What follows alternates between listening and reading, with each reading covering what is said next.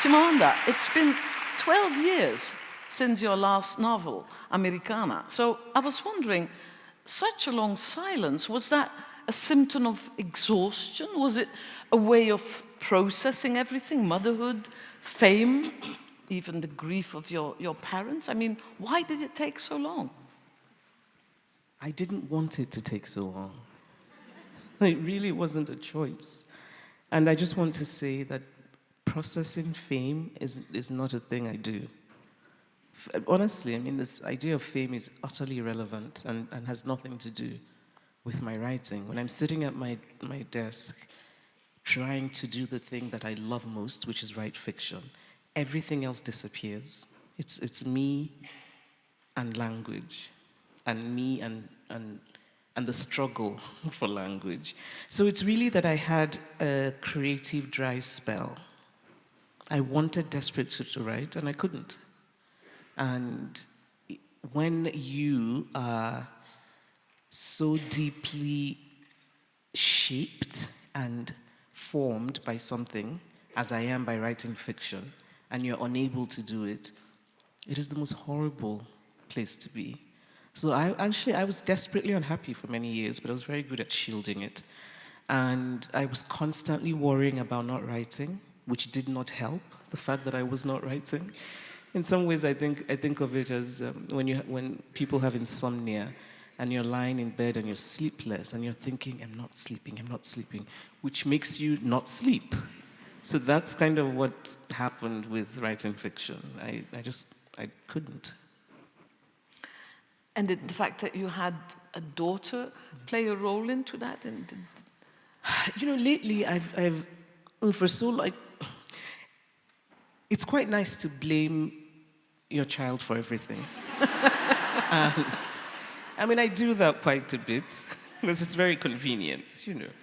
And I do think that children should take some blame for everything, really.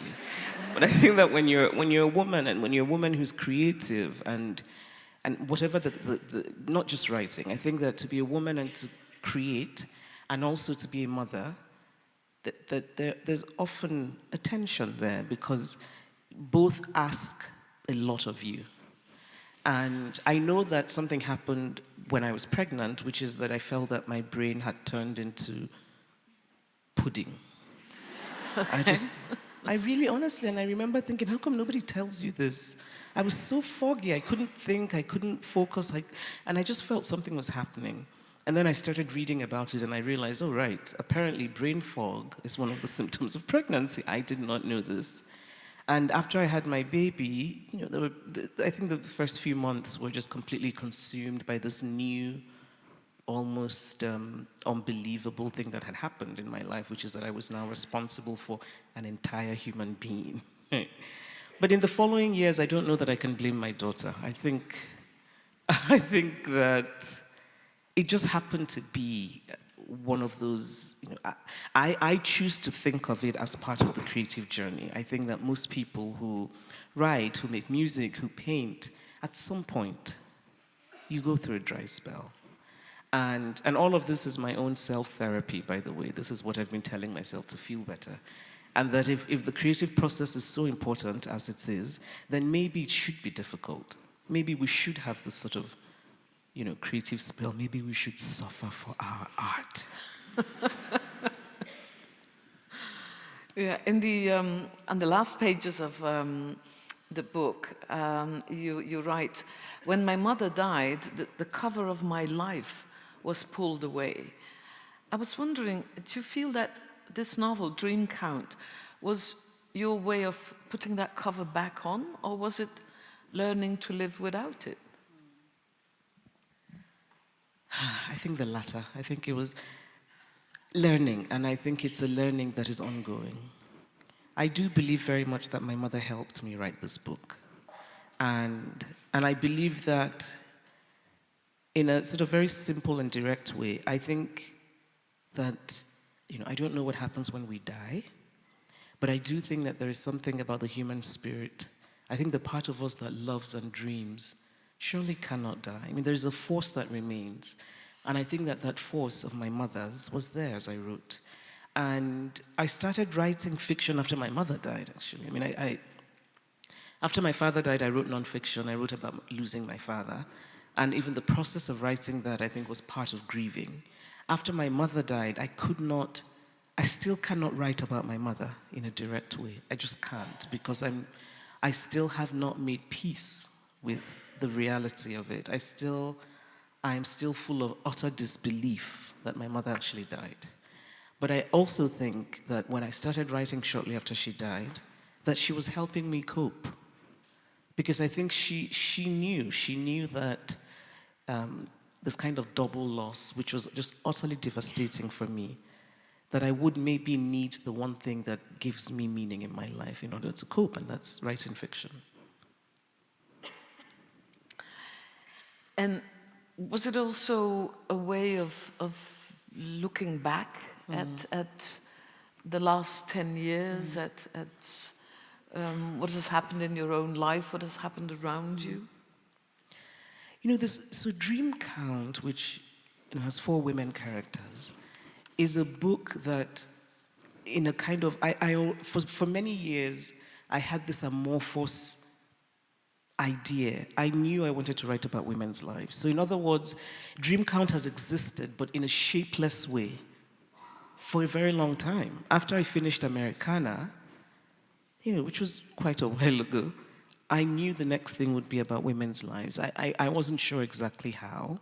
I'm never sure, because for me, writing fiction is also the journey. I start off with a vague idea, and then I start writing, and things start happening. I don't plan. I don't like to plan. I think for me, the magic would disappear if I sort of had a plan.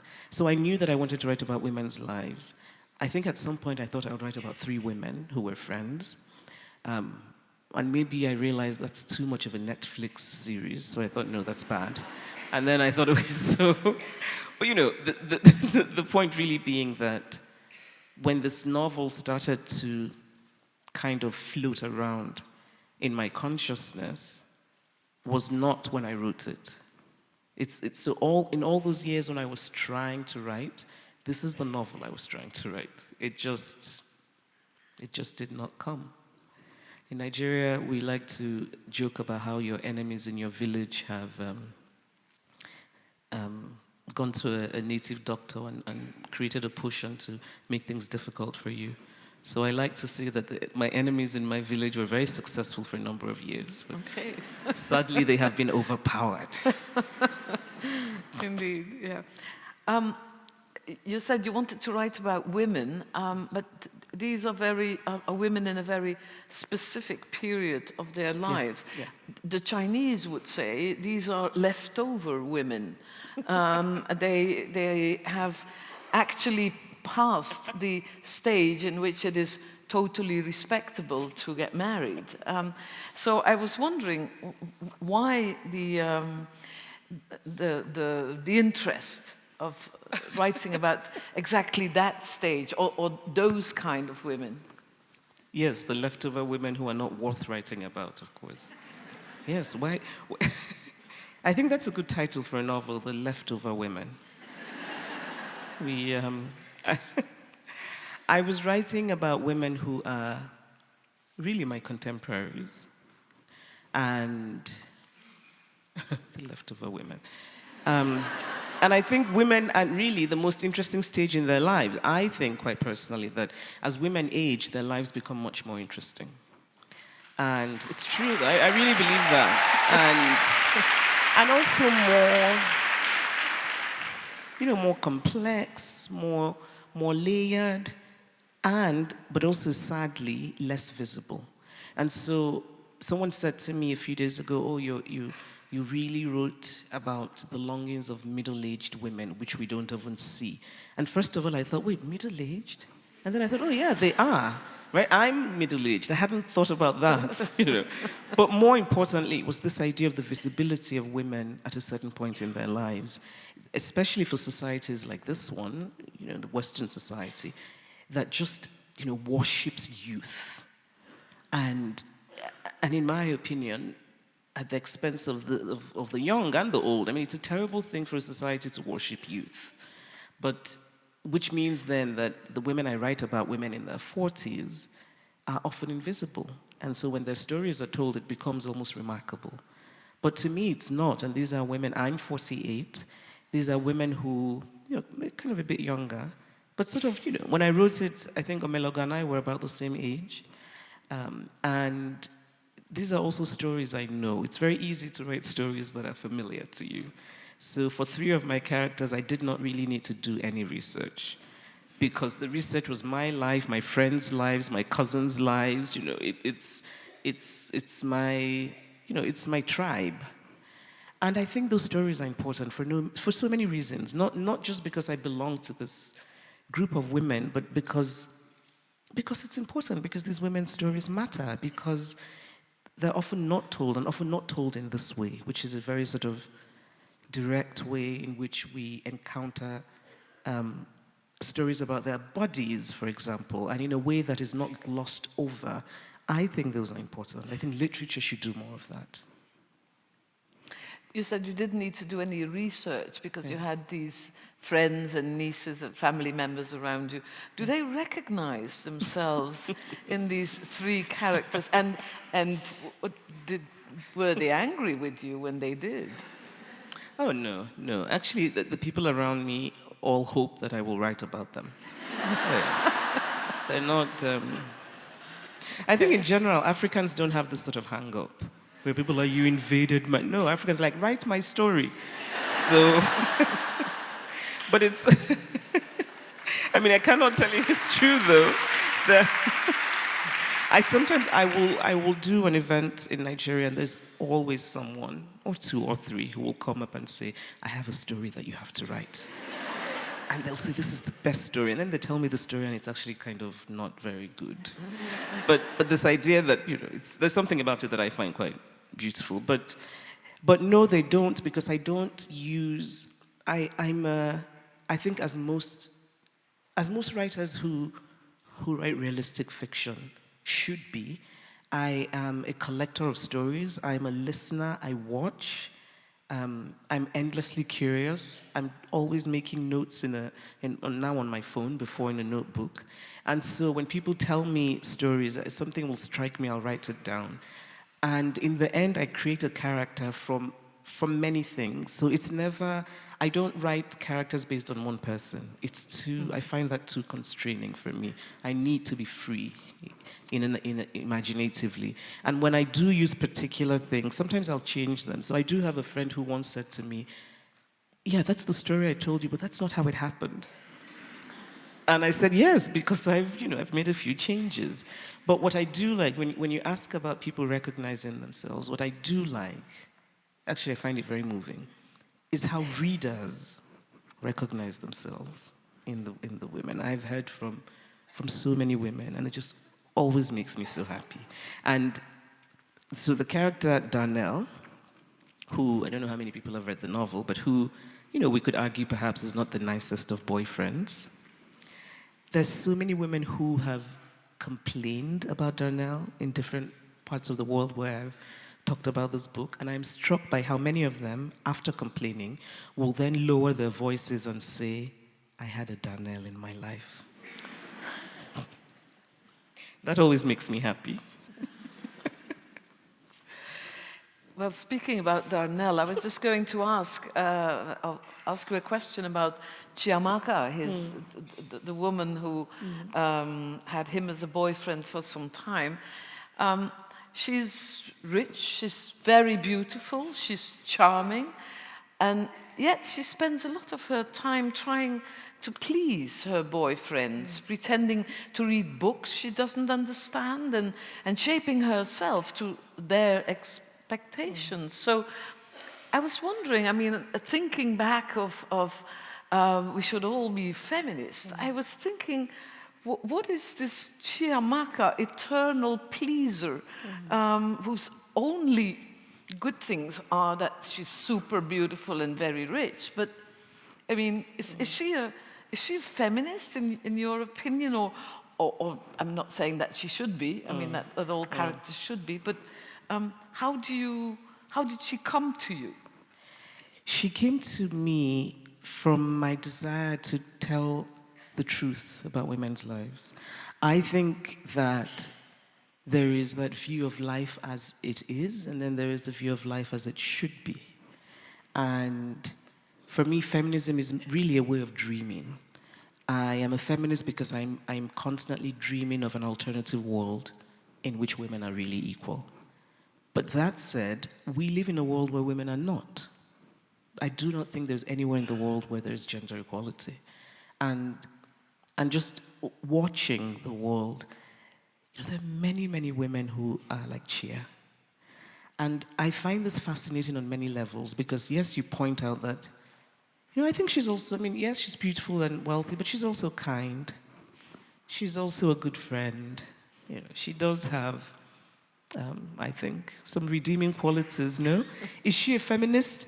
Perhaps not. Should she be? Yes, but she's not. And this is the reality of the world we live in. And I also don't want to write books, novels, in which every woman is a feminist. I think that would be a lie. And this is why I often resent being called a feminist writer. I don't like it at all. I'm a writer and a feminist. But I think when I'm called a feminist writer, then I think I'm not saying that this is what you're saying, but I think that then there can be the expectation that my novel conform to my politics. Mm-hmm. And I don't want that at all. Yeah. Another character is Zikora, who first wants to have a good career, and then a great Catholic marriage, 2 children. And then when her plans unravel and her boyfriend Kwame ghosts her, she doesn't even, she does nothing to tell his parents, for example. The kid is 5 years old, and the grandparents are unaware of even being grandparents. I was wondering, how did this storyline develop for you, and what was it that made you draw it along these lines? I think, but what would she have done, though? A man disappears. What do? Do you cut your own throat? What do you do? I think that her decision not to tell his parents is at least one way in which she can have a certain amount of control. And to tell his parents in some ways is then, of course, to welcome them into his life. And I think there's a part of her that thinks, have you even earned it? Do you even deserve to have to be part of my child's life, considering how you behaved? Right? Zikora's story started with a story that I heard about something very similar that happened to a woman, and how she was just completely confused because she felt that everything was perfect, and then he just disappears. And then there was another story that I heard. So there's sort of 2 stories about a woman who said that her boyfriend, there was an American senator who, was it a senator, maybe somebody in the House of Reps, who once said publicly in conversations about women's reproductive rights, and the subject was menstruation, and he said, well, why can't women hold it in? And he was a government figure in America, and so this woman was talking about how she had a conversation with her boyfriend about it, and she was laughing, and she said she thought her boyfriend, of course, it was obvious that this is hilarious, but she said she saw something in his face just for a fleeting second. And then she realized that apparently he didn't know. He too was thinking, wait, you mean you can't hold it in? So that, for me, I wrote that down. I thought that was really interesting. So these 2 sort of became the kernels for Zikora. And in general, I think I have this very keen interest in the question of how we know what we know fascinates me endlessly. Where do we learn what we know? And especially on subjects like sex, women's bodies, how do we know what we know?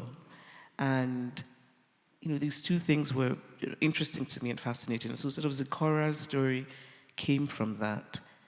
I think Zikora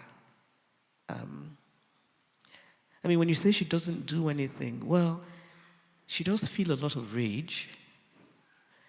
And, I mean, we still don't know what she'll do in the future. Mm-hmm.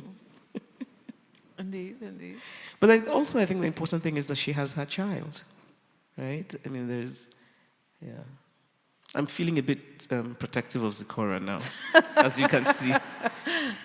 Well, at least one very good thing that came of it was the fact that the relationship Yes. with her own mother totally changed, didn't it? Yes.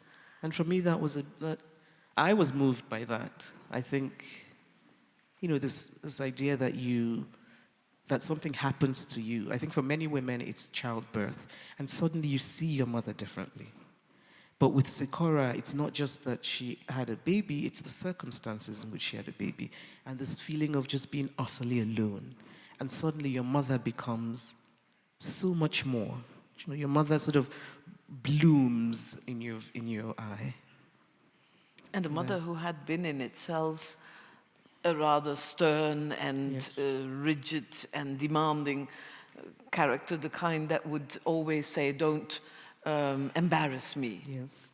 But this is, but at the end, when we start to rethink her mother, I think I'm hoping that the reader has a bit more sympathy for her, because she has her own story, right? And so her sternness, and perhaps what one might see as coldness, is in some ways, it's her protective kind of attitude. She does not want her child to suffer what she did. And so in her mind, that sternness is a way of teaching her child to take on this kind of armor and protect yourself from life's punches.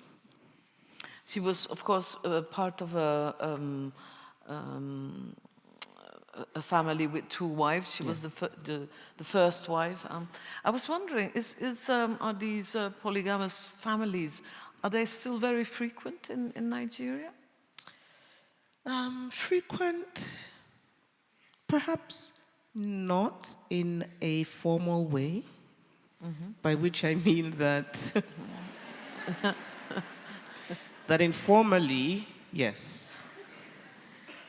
There is, yes, I mean, but that the kind of informality, the expectation that a man, especially a successful man who has a wife and children, that there's another woman somewhere. There's that expectation. It does not take anyone by surprise if that is ever revealed about a man who is successful. But in her case, what interested me and still does is from the woman's point of view, because she's an independent woman. She's well educated. Economically, she can in fact feed herself. But still, she makes the choice to stay in the marriage when he decides to have a second wife. And I've always been curious about this when I because it happens and I see it. And so I think for me, it's that idea that it's often not just about economics. People often say women stay in bad marriages often for economic reasons, and I'm sure that's true, but it's more than that. So for me, what is interesting is I think more of the societal messages that women get, more of the cultural conditioning, more of the things that sometimes will make women, make decisions that looking from the outside, you think, but why? She doesn't have to. I really find that very interesting and sad. Absolutely. And also the fact, this particular mom, because she almost died in childbirth, she loses her uterus, and after that never tells anyone, as if it's something shameful, as if she would be to blame. Yes, but it is something shameful in the world she comes from, and she would be blamed, as women often are for everything. If it's raining, somebody will find a reason to blame a woman. So imagine losing a uterus.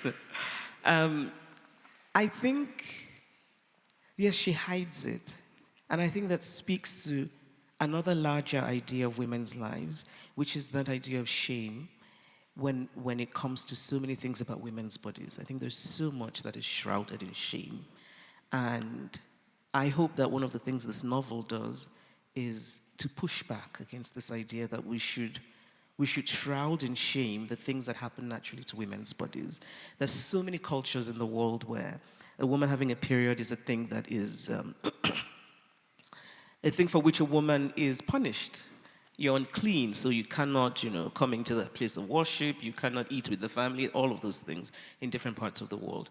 And even in, the so-called West, where we imagine that our thinking isn't as traditional, there is still shame. When you talk to young girls, especially those who are just starting to have their periods, for them it's a thing of shame. The idea of talking about it, you have a niece who's just started her period, and if you mention the period where a boy, even if the boy is a family member, is just like, no, don't say that. And I find myself thinking, why? And there's certain things we don't even question. We just hand over to the next generation. There's these ideas of shame. And so I think for me, it's also a way of, I suppose, just sort of poking holes. Why so much shame? But it's not just periods. I mean, I remember once talking to some women in Nigeria, and I had the year before, in 2009, I had surgery to remove a huge fibroid. And I remember when I went to see the doctor, and the doctor said to me, you have a fibroid, it's very big, it's the size of I think he said a giant watermelon. And I thought, no, you're kidding. And he's like, yes, and I said, no, you're lying. And so I started to argue with the doctor, because I said to him, I exercise, I eat vegetables, I cannot have a fibroid. But anyway, so I had surgery, and then I talked about it with women who I don't really know well, but I just talked about it, and they were all shocked. And then afterwards, they said, thank you. And I remember just feeling a bit sad about this, and then of course their stories came, and one said, oh, I actually have a fibroid, but I don't want to have surgery because I'm terrified I won't have a baby. And another said, oh, I actually did have the surgery, but it has grown back. But these are things they did not feel comfortable even acknowledging. And some of them were friends, had been close friends, and did not know that the friend had fibroid problems. It's the shame, right? And it's such an unnecessary shame, I think. And it is also, again, I think, one more way in which we live in a world that just tries to squash women.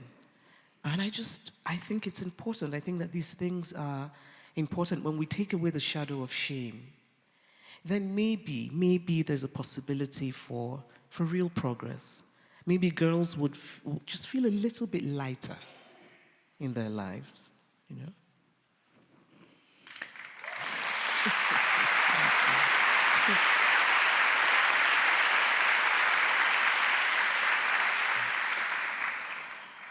Next to Zikora and Chiamaka, we of course also have Omilogor, who appears very strong and self-assured.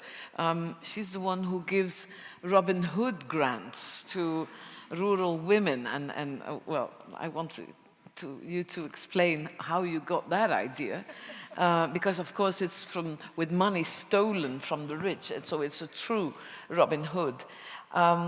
And in the meanwhile, she also has these short affairs with many men and these affairs never lead anywhere, but they do seem to make her happy. Yet her aunt's remark that her life is empty or is not going anywhere really destabilizes her. And so I was wondering, how did you approach writing a character whose outer confidence, because she really is a woman who can get anything and anyone she wants. She's well educated, she has ideas, she's very self-confident. So there's this outer confidence, but that masks inner vulnerability. And so what does it tell us about societal pressure, family pressure, and maybe the contrast between perceived success and personal fulfillment? I was struck by when you said, they seem to make her happy. You didn't sound convinced.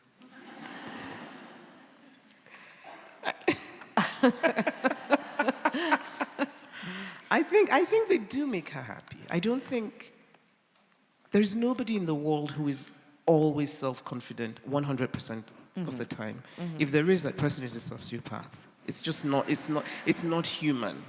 I think the whole point of being human is that we are vulnerable. We're fragile beings, all of us. We are so fragile, really.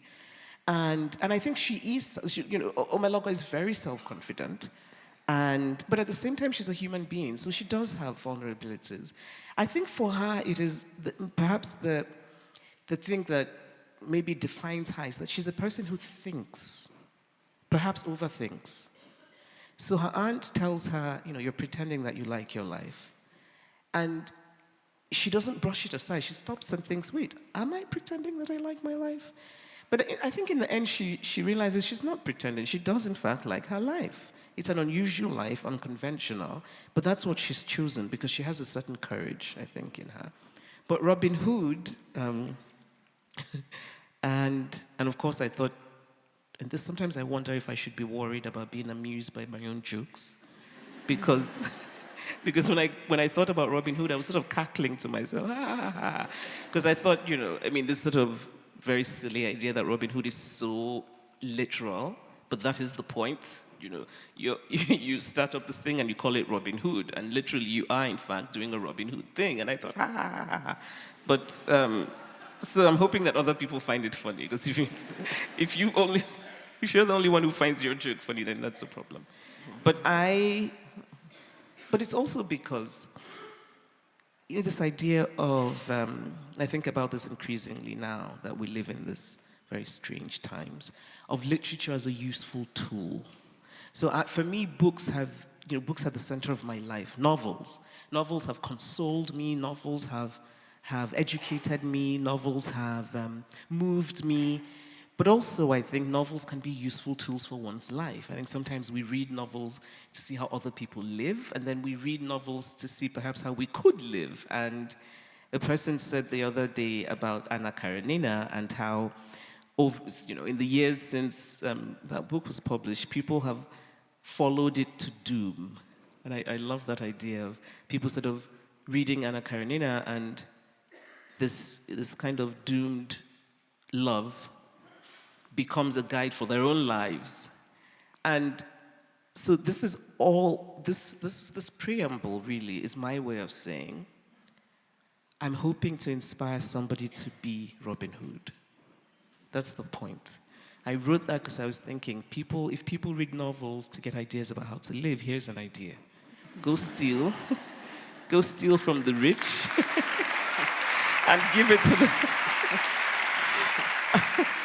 And then give it out to women who are hardworking and looking for capital to start their businesses.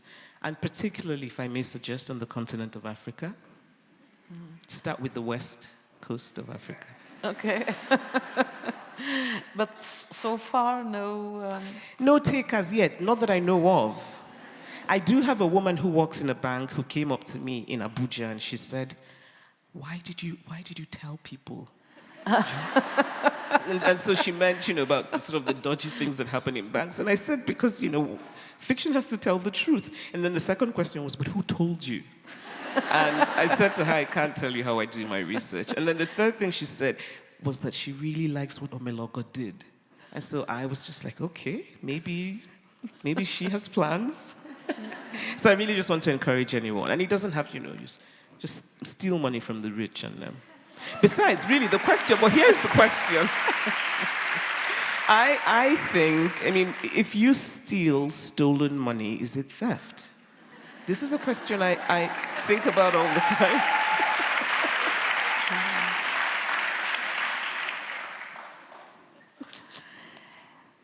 I think in one of the interviews you said all these women, so these three characters, and we'll come to the fourth character as well, of course, they're all me. And I was wondering, that confession, is that emotional, is that autobiographical, or is it metaphysical? Are their longings different mirrors of your own life and experiences? I love those three examples you gave me, and I will choose metaphysical. Okay. I think it's also because it feels to me that the thing to do as a fiction writer in this age is to refuse to acknowledge that your life is in any way connected to what you write.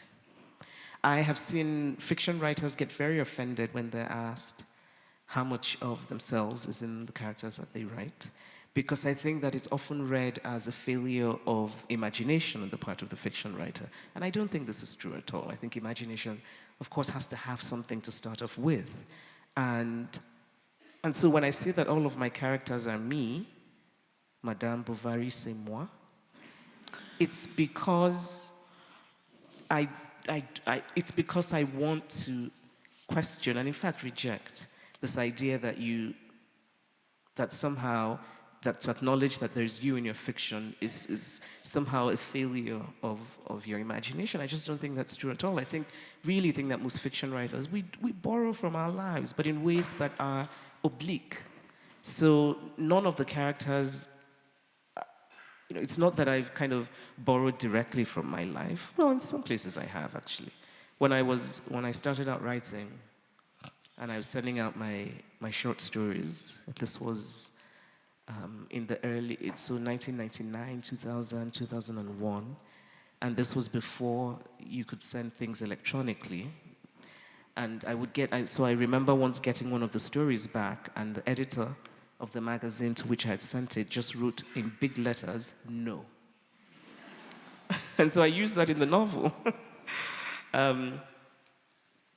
So it's not so much that they are directly me, of course, but it's an acknowledgement that I am in them. I'm their God. Indeed. And I have to say, I expect worship from them, but I don't get it. This is the problem. Yeah, so it's very, very painful. I can imagine. The beginning of the book, the first section, it opens during lockdown, which was a time of global introspection. I was wondering, the pandemic, was that simply a narrative setting for you?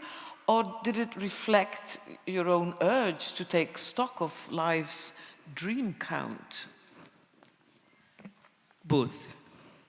It was a narrative setting because I think of lockdown in particular, but the pandemic in general, as a kind of, it's narrative gold. There's so much as a storyteller you can do with the pandemic. It's unusual and it's original. Nothing like that has happened before. This idea that the world closes, the world is suddenly reduced, and there's just so much you can do with it. So I felt it was too good not to use. But also, yes, it was a period for me of just.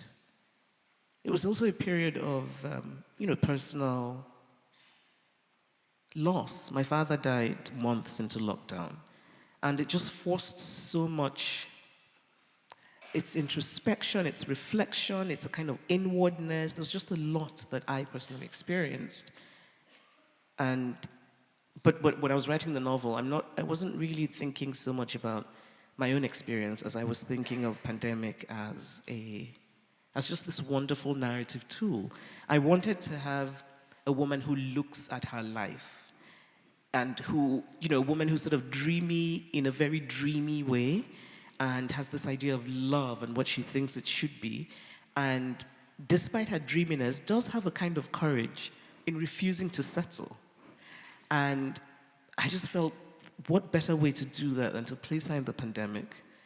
And then, it's lockdown. You have nothing to do, so you might as well think about your bloody life. I mean, it just seems to me fairly obvious. Mm-hmm. Especially when you're alone.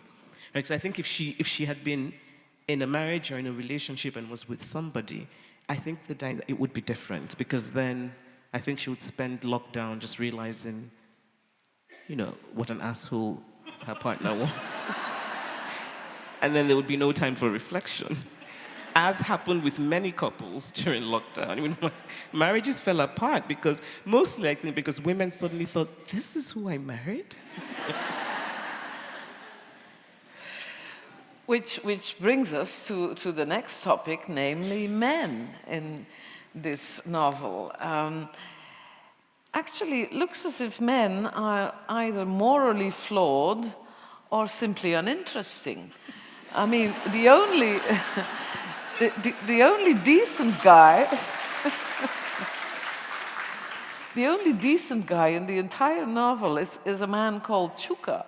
And he's, probably because he's decent, he is not fundamentally interesting. I mean, and all the others, I mean, you have one who was married and who, which was a problem, of course. Then you had Darnell, we already talked about, who was well, not exactly husband material. And then you had the Swedish guy, then you had Luke. I mean, But honestly, I do not agree with this. okay, I think, okay. I think the men are okay. As men go. No. Oh. But seriously, no, no, because I really, and so many people have said this, which has really made me stop and think, because I was surprised the first time someone said to me, "Oh, the men are terrible, all of them," and I thought they're not. This Englishman I think was lovely. I mean, he was married, but he was lovely. No. No, no, but Okay. really, and it's not to excuse it, but I think looking at things in a sort of humane way, it was really bad that he lied and he hurt her very much. But I think we can see why he lied. I thought he was lovely. Mm-hmm. And Luke, who's Dutch,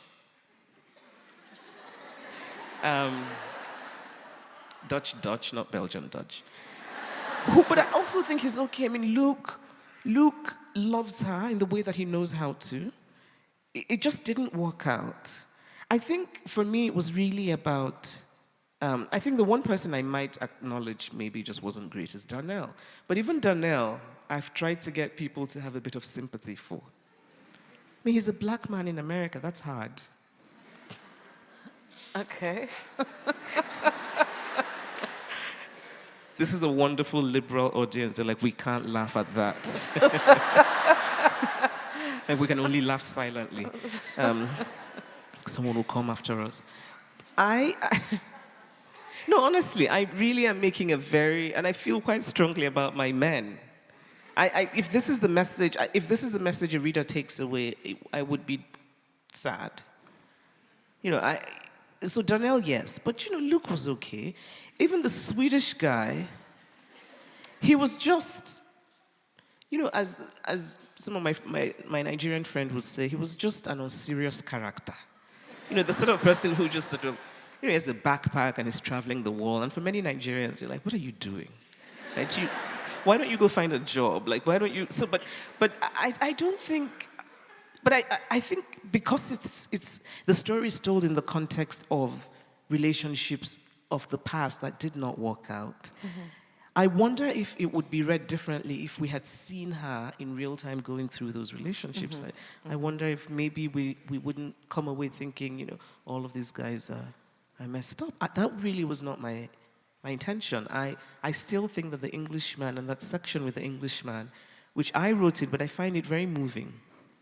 I do, honestly. Okay. Across the... Speaking of not being convinced.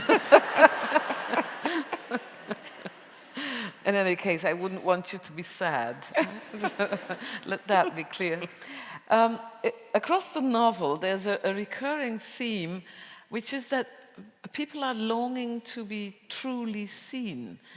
The novel starts with it, comes back in Zikora talks about it, and it's also, again, at the end. And so they want to be truly seen by their lovers, their family, their friends. And I was wondering, how did you explore this desire for recognition? And what does it tell us about our vulnerability, our intimacy, and about human connection also? Oh, even that question, I feel moved by it. Human connection, this is... I write in the hope of human connection. I think of my writing in two ways. Writing is deeply personal for me, deeply. And it's a thing that gives me meaning in my life, really. And I think it's a gift my ancestors gave me. And if I did not have the good fortune that I have to be read widely, I would be somewhere writing. I just think that mine is a life in which I will write until I die. And whether or not I'm read, I will write. But then on the other hand, of course, one wants to be read. I've always wanted to be read. And I think that desire to be read comes from a longing for human connection. And so I thank you all, by the way, for being here, because I think your presence, I mean, seriously, for me, is in some ways, I don't want to say proof, but I suppose a tribute to this idea of human connection, that people who are unlike me will read what I've written and find themselves in it. I just find that to be the most sublimely beautiful thing ever. And so, this just longing for connection, I think that's what it means to be human. I think to love somebody is to attempt to know them. And in my own life, I mean, when the first sentence of the novel has been in my head for many years, because I think I just sort of woke up one day and I thought, have I ever been fully known? And this happens often when I wake up with just crazy ideas, and then I sort of ruminate for 2 months on them, and then I discard them. But this one I thought was worth keeping, and so I thought I'm going to write a novel, and this will be the kernel of the novel. But I think to be human is to long for connection and to need connection with another human being, and I'm fascinated by that idea of how much we can know someone else. I think to love somebody is to attempt to know them, but do we ever fully succeed? Perhaps not. But also it might be because we don't even fully know ourselves. As I get older, I'm more and more aware of how little I know about myself. I think when you're young, and this is when, this is the years of your life when you're most smug, and you think you know it all. I thought I had all the answers and I knew everything, but you get older, and especially for me with experiencing grief, that's when I started to think, I don't even know myself. I surprised myself. My reaction to my father's death came as a surprise to me. So if you had asked me before my father died, and I adored my father, how I would have reacted, I think I would have said, with my own sense of self-knowledge, that I would just go completely cold, that I would go numb.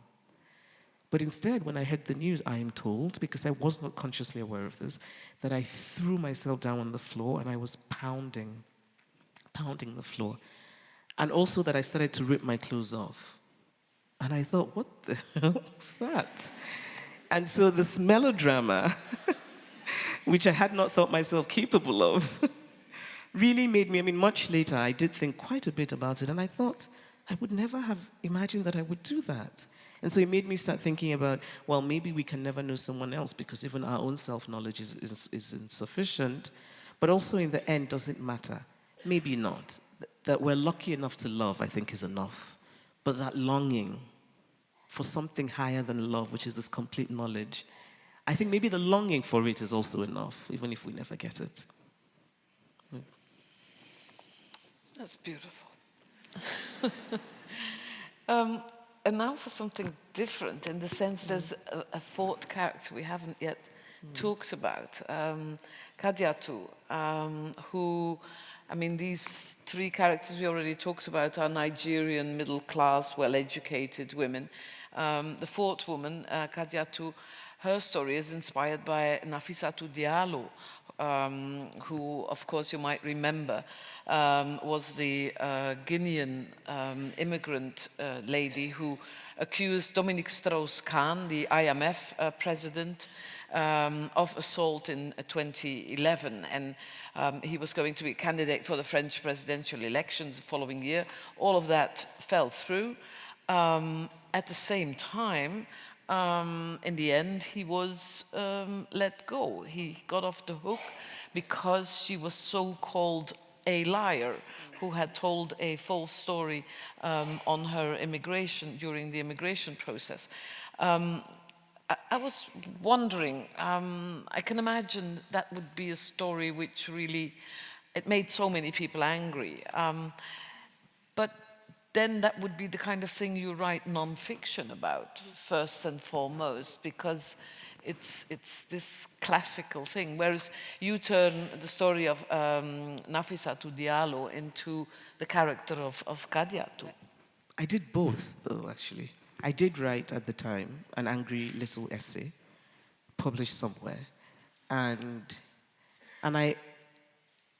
I did not plan to write fiction about Nafissatou, actually. And so, in a way, when I started writing Dream Count, this character just honestly revealed herself to me. And then I realized this is just right. This is actually what this novel needed, because this character is going to be the glue that unites these women. But also, it's my opportunity now to pay tribute to a person I don't know, because I don't know Nafissatou Diallo, but a person whose story just deeply wounded me. And for me, she represented many other women, women who accuse men of sexual assault, and then themselves become vilified, and then their dignity is denied them. And I think in her case, obviously I felt a connection to her because she's West African, but also there were other things that I felt were just, things that made it more difficult for her. She is not a native speaker of English. She's not formally educated. She's obviously a Black African woman. She's an immigrant. All of those things, I think, contributed in her just being treated so poorly. And even the way that prosecutors talked about her, people who were supposed to be on her side, right? I just found it just hopelessly appalling. So when this character sort of, revealed herself to me, I felt I took it quite seriously, if that makes sense. And this was the part of the novel that was the most difficult to write, because I rewrote her quite a few times. And of course, it's also the part where I needed research, because I did not know very much about Guinea until I started writing this character. And I wanted her to be a human being. I think the part of the challenge of writing a character who's inspired by a real person, and in a way in which a character that you have a plan for the character, especially for a writer such as myself. I don't really have a plan. So I don't really mind if you dislike my characters, because I'm just like, that's your problem. But Kadiatou, I really wanted everyone to love her, because I felt that by loving her, somehow I would have succeeded at reminding people of the humanity of Nafissatou and of all the women like Nafissatou. They have stories. You walk into a hotel room to do your job, and because of the actions of someone else, your life is changed forever. Just the unfairness of it. And then that afterwards, you become vilified. You're called a prostitute. There's a lot of speculation about how you were used to set him up. And one of the things that struck me about that argument at the time was, when people made that argument in support of the man himself, I thought, you do not realize that you're insulting this man profoundly. Because if you set somebody up by just having a woman walk into his room, then you're saying that this person is an animal, really. It's like throwing red meat at a carnivore, right? And there's something about it that is just so ugly, I think. But these arguments were made in support of him, right? Oh, she was used to set him up. And in all of this, her humanity was forgotten. And I just felt so wounded by it. And it seemed to me also how easy it is to treat people who are somehow different. I remember watching the interview she had on TV, and even the journalist who apparently meant well. The level of condescension. I wanted to reach into the TV and just smack her. Honestly. Anyway, I'm not advocating violence. Please don't put this on social media. But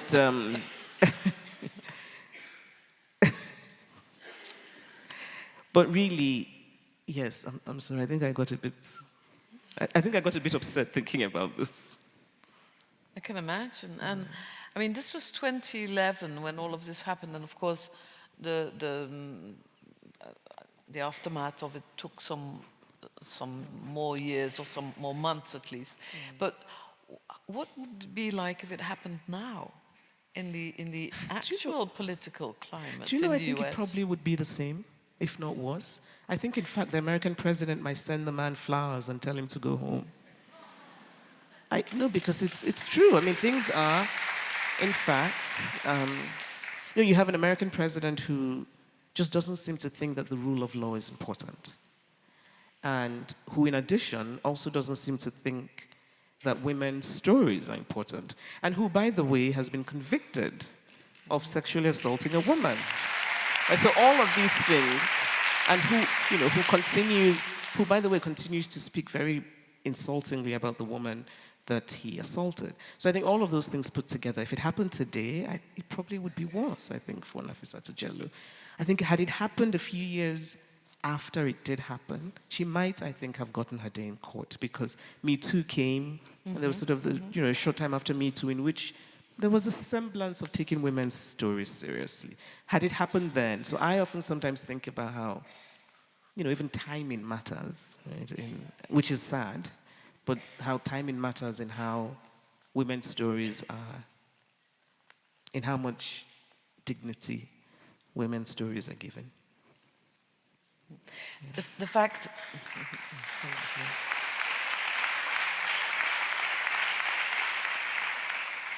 I looked it up the other day, and it seems that Mrs. Diallo, because there was a settlement outside court, and Mrs. Diallo used the money to set up a restaurant, which you also refer to, that she was such a good cook, which Gia's mother didn't like too much, but and which is another thing. This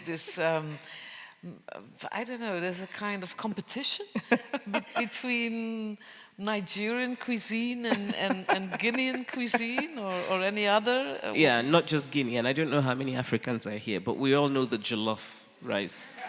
There's a serious jollof rice fight on the west coast of Africa. I hope Kenyans and South Africans know you're not part of this. And so, Ghana is like our little sibling. And then you have Ghanaians saying, jollof rice is better than Nigerian jollof rice. And I'm like, what? So, no, this is a very serious matter. Only for Africans, thank you very much. No, but I think what I wanted to portray, Chia's mother is a certain kind of privileged Nigerian. People who know Nigerians will recognize her. There are many people like her. She has this unapologetic superiority.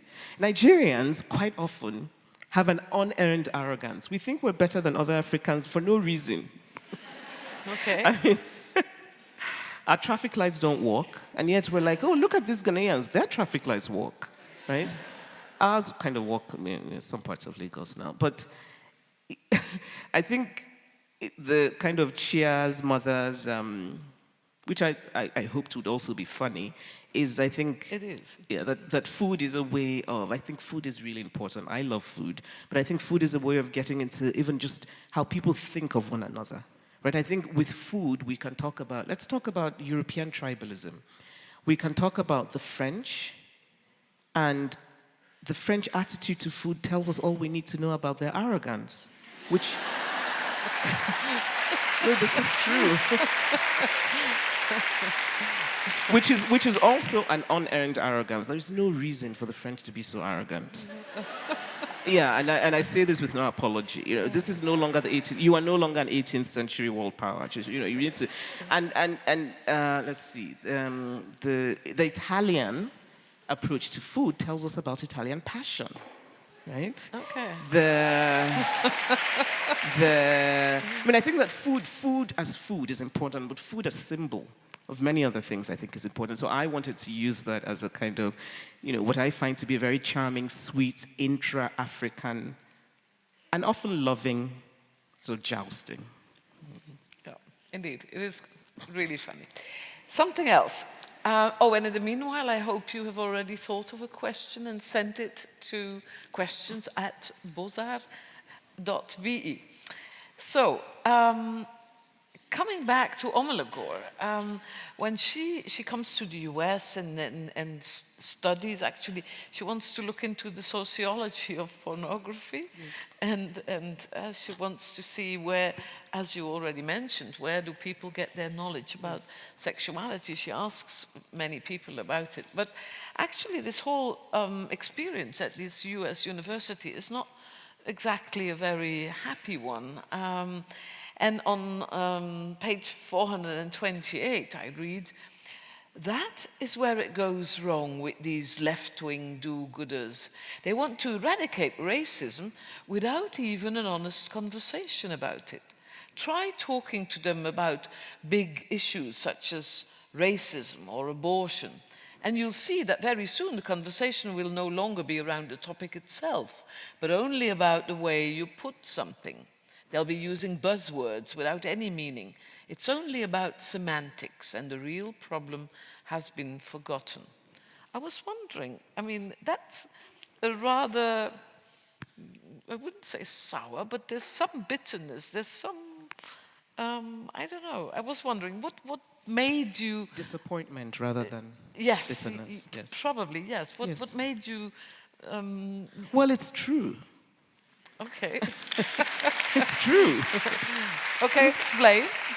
I do think, I mean, the part about academia when Omelogo goes to America is completely, I think, reflective of my own opinion, and I don't deny that at all, which is that I feel a deep sense of disappointment about American academia, which is a world I knew well, a world I'm just no longer very interested in, because I think there's so much that's gone wrong. And part of it is this. It's this idea that even language itself has become,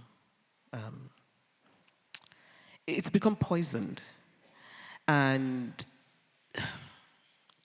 so this, I think in the novel, it's her friend who's sort of a Republican supporter. He's a black guy who's a Republican supporter, and the liberal white guy says of him, you know, you're supporting people who don't like you.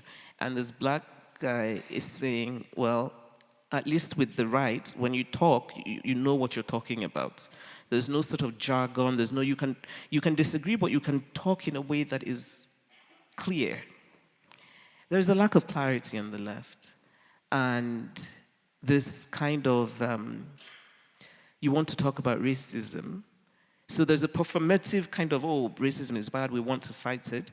But when you really want to talk about it in a way that's honest and nuanced, it's almost impossible. I mean, I remember, and I don't know if I used this in one of my stories, but this was something I experienced, which was that when I was in graduate school at Yale, I went to meet friends for drinks, and this friend of mine, who's white and very, very lefty, the sort of person who's just, you know, who wakes up every morning and drinks a glass of sanctimonious self-righteousness, and he, of course, has no racist bone in his body and sort of doesn't talk to his parents because they're racist and that sort of thing. And so he had a friend with him who said to me, oh, I hope you got back okay the other night. And I'd never met this guy, so I thought, what's he talking about? Then I realized, oh, he thinks I'm someone else. So he'd mistaken me for someone else. And so I said to him the other night, and this guy who's my friend suddenly realizes what's happening, and he shuts it down. He's like, all right, let's get the drinks. Let's move. And I was like, no. I need to know what's happening. Who did you think I was? So it turns out he thought I was this black woman who does not look anything like me. So I remember thinking, in this day and age, you still think, I mean, this woman who he thought was much darker than I am, much bigger, you know, just no resemblance. But I think to him, this friend of mine had the black woman friend, and it was one person. So different versions of the one black woman friend was appearing. But what struck me was how this friend, not really a friend, acquaintance of mine, handled it. He just shut it down. Like, he just would not allow a conversation to happen. Because I really wanted to know, you know, why did you think that I'm this person who doesn't look like me? And I wasn't even angry. It was more curiosity, right? But he just shut it down, and it made me very angry. And I had no anger towards this person who thought I was a random black woman. I had anger towards this acquaintance who, you know, was such a self-styled defender of the minorities. But now a minority wants to have a conversation that makes you uncomfortable, and you close it. That's the problem with the left. That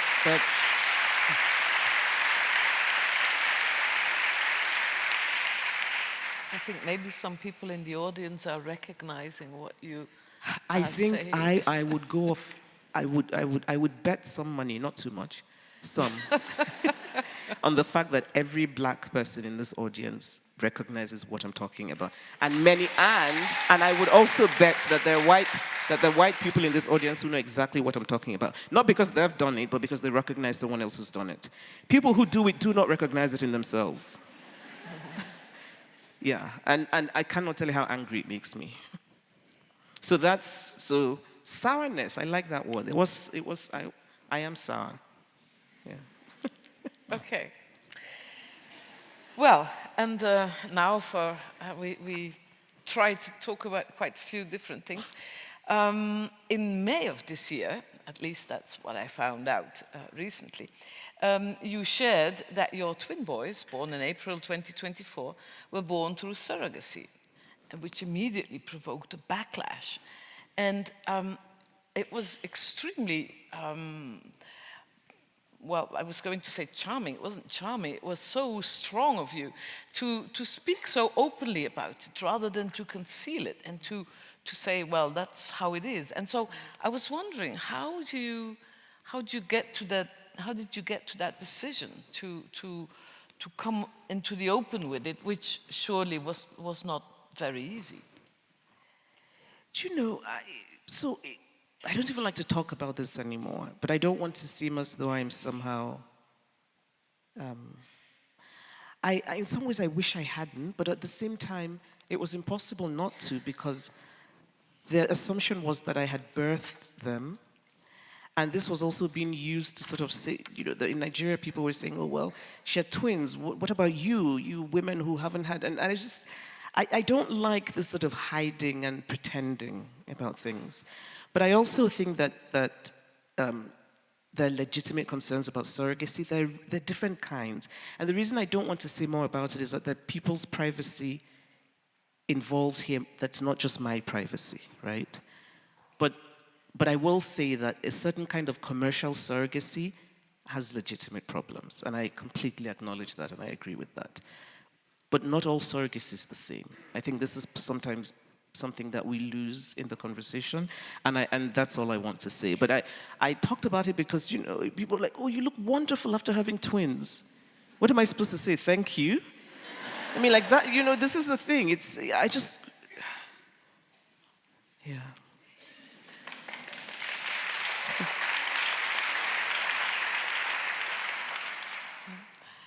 That was in a Nigerian TV show, and it makes me wonder.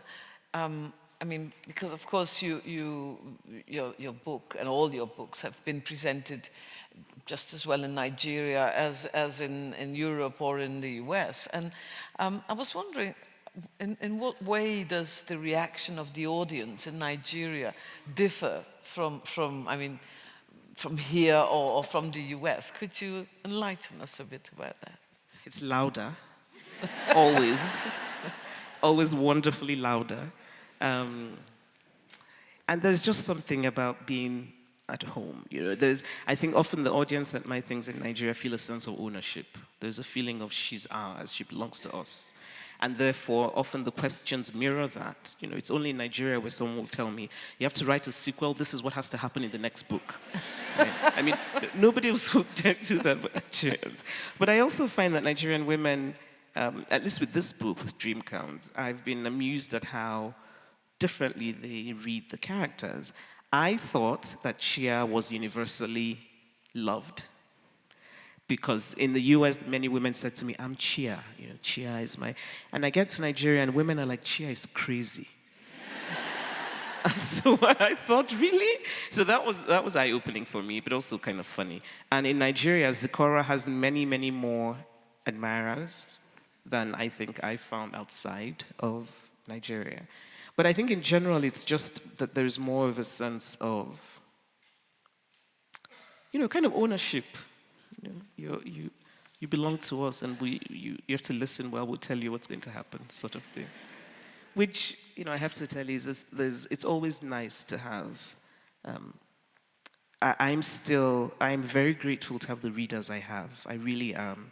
And I have not lost my sense of wonder that I have people turn out on is it Monday? It's Monday. I've been traveling, I'm just feeling crazy. But really, genuinely, I feel that a sense of gratitude that people come out, people actually care.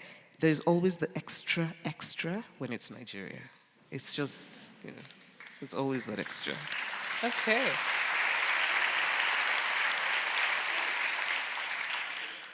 So, before we turn to the questions of the audience, which is really getting closer, I have one last question, and that is, because you said, well, of course, even although I think you spent more years outside of Nigeria than you lived in Nigeria itself, if you left when you were 19, isn't it?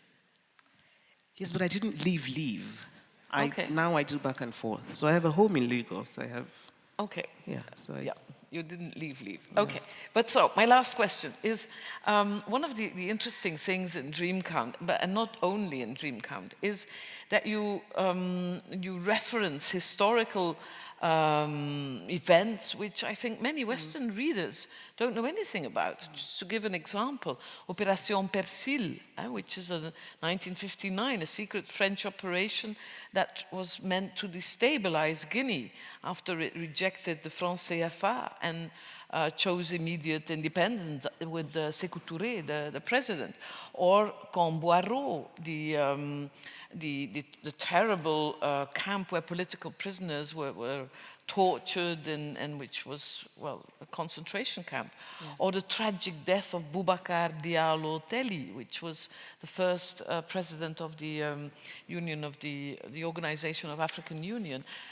Just to name a few, just to name three. And I was wondering, I don't think it's a coincidence, is it, that you sort of like smuggle these little things into your novels? That's perfectly put. I did smuggle them in, and no, it was not a coincidence. I'm first of all a student of history, just fascinated by how our present is shaped by our past, but also I'm very animated by all of the things that happened on the continent of Africa that are barely known to the descendants of the perpetrators. And I think they should know, right? I think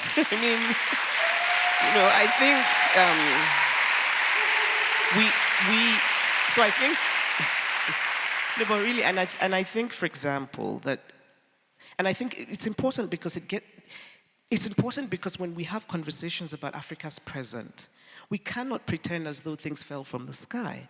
Things happen to make Africa the way it is. And so we cannot talk about Guinea today and not talk about how the French government actually, people, grown men, and there were men, sat down and decided, in the way that thin-skinned, fragile, egoed men do all the time, because this was just a reaction to being rebuffed. They could have just said, okay, Guinea, bye-bye. But Guinea had natural resources. Guinea doesn't want to be part of your stupid little party. And so you decide to destroy the economy. If that is the starting point for a country that's just, being colonized, how do we expect that country to thrive? This is the same thing about so many countries on the continent that survived dictatorships because colonialism was a dictatorship. And somehow we're supposed to have then magically blossomed into democracies. And then you have, talking heads in Europe saying, oh, Africa, democracy, terrible. Yeah, because it came from colonization that was authoritarian. So I just think that, and it's not, and I also want to say, and I really want to be very clear about, it's not about excusing bad leadership, which, Africa has, but also America also now has. America now has an African big man dictator. But really, it's simply to say that it is important that we all be students of history, especially when it comes to the African continent. We just have to be. And I discovered some of these things. I knew about I mean, obviously, reading about Guinea, I didn't know that the concentration camp and how Sekou Touré is actually a very divisive figure, and how, depending on the ethnic group you come from, your experience of him was different. That was really interesting to me. I had not known. But that French had deliberately tried to destroy Guinea's economy, I knew of. And I just think it's a really important thing for, my hope is, of course, that somebody then goes and reads about it, and then hopefully that a young person who's an academic decides to write a thesis about it. This is my hope, right? Just like Robin Hood. Yes. This is... Okay, so, because I promised the audience could ask questions, let's have a look at whatever. So is that like so you're going to check the email? Oh. I see. Yes, so there are quite a few questions. And we have exactly 13 minutes left. So, the first question was asked by Asma. And she says, the book explores how dreams connect us to ourselves and our aspirations. In the spirit of Black History Month, how do you think the dreams of past generations of Black people influence the way we dream and tell stories today? Oh, I love that question. I think oh, thank you for your question. I think we are because our ancestors were. I think had the people who come before us not dared to dream, where would we be? I mean, I think it's just this, I'm just very moved by the question. I don't even know what to say. I think that's answer enough.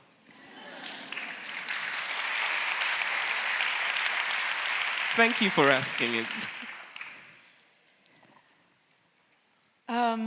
Okay, so hopefully something more useful, yes. Okay, there's Rezi who writes, how are current affairs in Nigeria influencing your work? I had that question too, we didn't get to it. Especially since on the 1st of October was the 65th anniversary of independence of Nigeria, wasn't it? So, and to what extent do you feel compelled to provide commentary on social issues in Nigeria when you're writing? No, when it's my fiction, no, it's not the big issues that affect me, it's the small ones. So I don't start from the top, I start from the bottom. If I'm writing about a woman, for example, and she lives in a village, and then maybe I'll end up writing about something the government has done that affects a woman in the village. But I often don't start out thinking, so for me, fiction is not a way of, sort of engaging with issues. I want to write about human beings, but the thing about being human in the world is that you are, in fact, affected by actions of politicians. So in general, Nigerian current affairs informing my fiction, not really, but informing me as a citizen, of course. I'm engaged. This idea of sort of talking about things, sometimes it's not even so much that I want to. It's that I feel I have a platform and I'm so annoyed about something, and before I know it, I'm saying something about it. And then I go home and I think maybe I shouldn't have, because now there's so much noise and I'm just tired. But I feel things strongly. I feel things strongly, or sometimes I cannot help but speak about things I feel strongly. And so I think for me, the last case in Nigeria was the elections, and elections that I believe were stolen. And I thought it was important to say that because, you had the US government sort of celebrating what they called free and fair elections that were anything but. And, and I just think that sort of thing is important. So yes, I love Nigeria. There's a saying from Mali, your mother is your mother even if one of her legs is broken. So.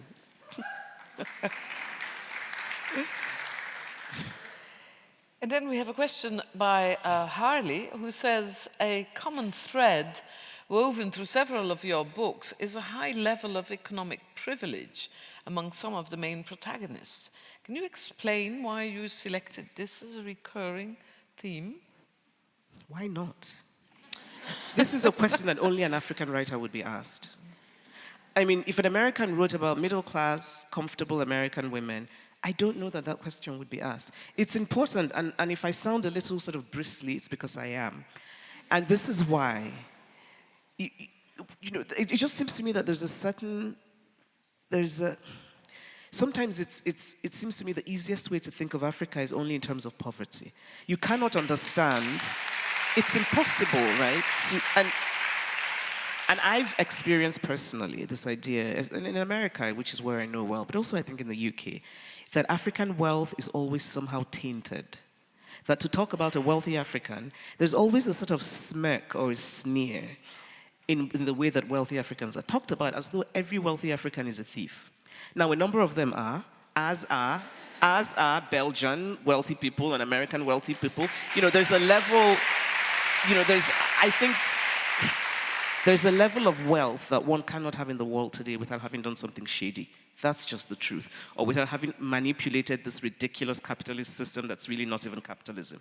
But they're hardworking people. I'm an Igbo woman. Traditionally, Igbo people are traders. You know, the real capitalists. They created things, they sold them, they bought other things, you know, they made profit. It wasn't magic money and valuations that make no sense. So I'm an Igbo woman, and by saying that, I mean that when it comes to real trading, it's something that's actually in my DNA. There are many wealthy Nigerians whose money is clean, whose money is from businesses that are legitimate, who haven't stolen money, and it's impossible to understand a society like Nigeria, which is extremely materialistic, without understanding the proximity of poverty and wealth. So we have to engage with both. You cannot understand Nigeria if you look at Nigeria only as a place of poverty that you want to help. You will be shocked at how the so-called people you want to help will talk to you, right? Because so I just think that it's about having a whole portrait of a place. And so these women are women I recognize, and I think that their stories are important. And I don't, in fact, think that I should even be explaining why I have wealthy African characters. I just do. Yeah, they are.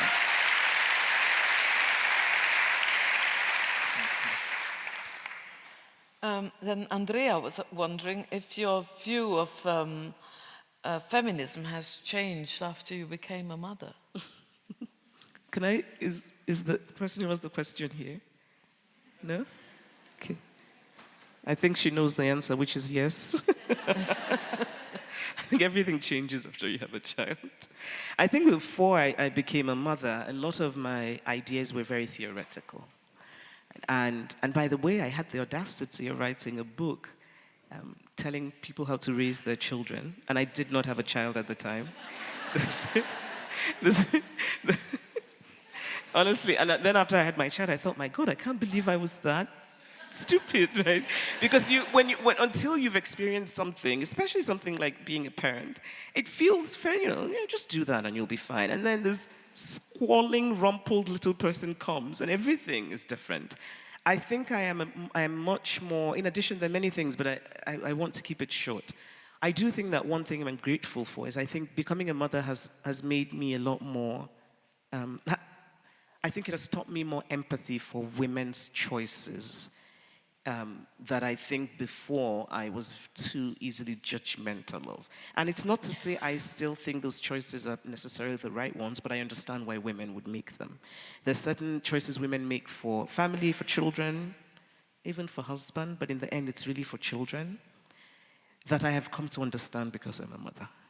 Could you be a bit more specific? No.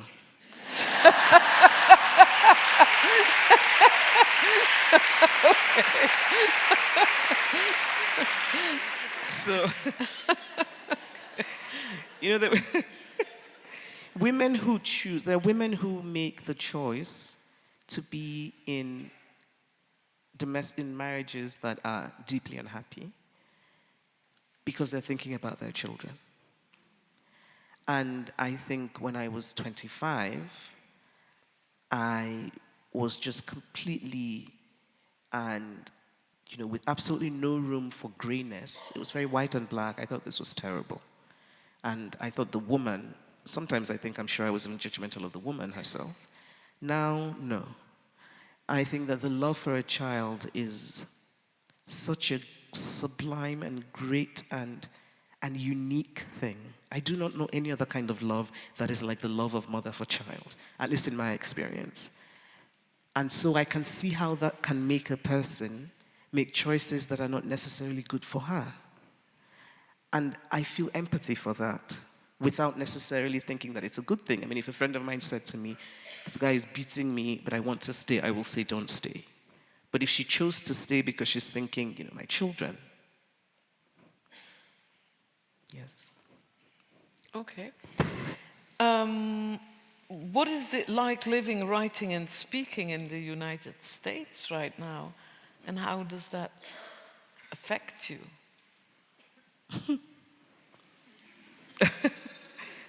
I don't know. I live outside of Washington, D.C., and the first event I did in D.C. after the American president had called in soldiers with guns to parade the city, I felt quite anxious because I wasn't sure what to expect. And again, it's not because this is unusual. I grew up in Nigeria under the dictatorships of Buhari, Abacha, Babangida. I know about soldiers parading streets, but I cannot, in my imagination, I did not know how to apply that to America. And so I was very anxious going to do my event. And, I did see some of them sort of walking around, also looking so dejected. This is the thing, these kids, and they are kids, don't want to be parading around American cities. That's not what they're trained to do. So for me, just watching them as I was driven into DC, I just felt a kind of all-around sadness. Right? It's wrong because it just feels that you're no longer living in a free society. But also, even the people involved in this, you could sense that they too felt that this was wrong. And America is very strange right now. It's just very strange. And I think to live there part-time is always to know that there's a possibility that anything can happen. And it's not a good feeling. You kind of wake up and look at the news to say, now what now? It's not fun. And can I just also say, I really wish Europeans wouldn't be so quick to bow to the American king.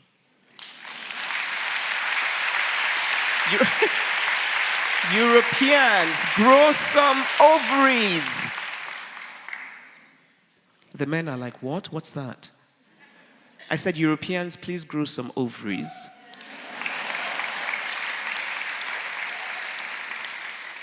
Okay, that's also a good lesson which is smuggled into the talk now. There's one last question I want to ask you. It's a very short one. Carla is asking, do you have and can you share with us a favorite word or a motto that helps you get on with life in hard days? To end the evening. Oh God, now I feel under pressure because I can't think of anything. I can't think of anything particularly useful. Like the character? A parable. Wait, I didn't hear that. I don't know. Oh, the Thomas Sankara quote. Oh, yes. Yes, actually.